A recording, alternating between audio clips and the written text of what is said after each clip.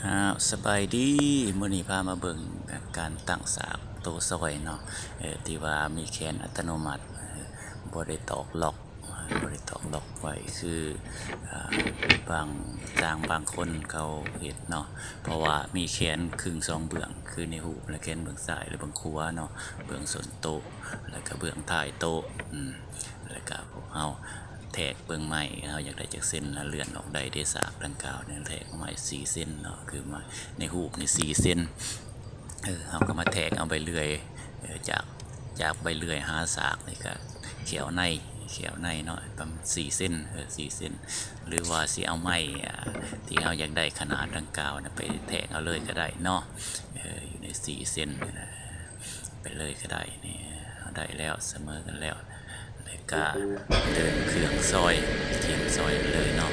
เพราะเขาได้ขนาดทำที่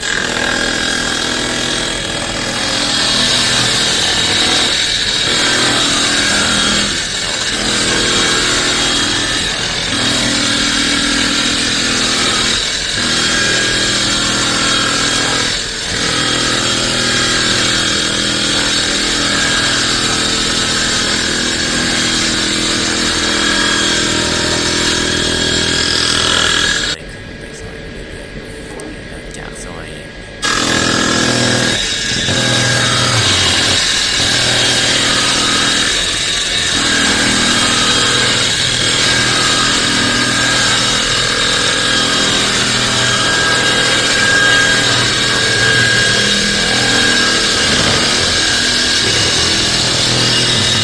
มากวดเซ็กเบิ้งบัดแหละเอาไม้มากวดว่ามันเซ็กสำคัญหรือบอไม้ที่ว่าเฮาซอยนี่เอาตัวอย่างไม้2ตัวเป็นตัวอย่างเบิ้งเนาะแล้วก็เบิ้งแสดงว่าไม้นี่ทั้ง2ด้านเนาะที่เฮาเอามาเทียบใส่กับตรงขนาดที่เฮาต้องการก็คือ4เซน4เซนที่เฮาต้องการซอยไม้แล้วเนาะเทียบเบิ้งเงาไม้แล้วก็ลองไปเทียบเบิ้งอยู่หัวไม้หรือว่าไม้มันมา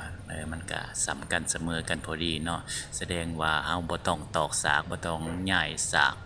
เวลาอย่างย้ายก็ต้องได้ย้ายอยู่เบื้องหัวโต๊ะบอนเดียวแล้วก็ได้เนาะจะขอขอบใจเด้อ